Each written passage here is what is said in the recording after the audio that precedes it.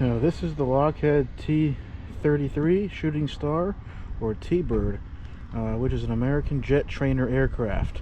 It was produced by Lockheed and made its first flight in 1948, piloted by Tony Lavier. The T-33 was produced from the Lockheed P-80 F-80, starting as the TP-80C TF-80C in development, and then designed or designated T-33A.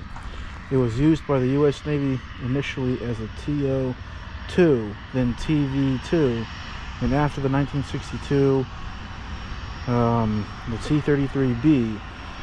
As of 2015, Canadian-built examples were still in service with the Bolivian Air Force.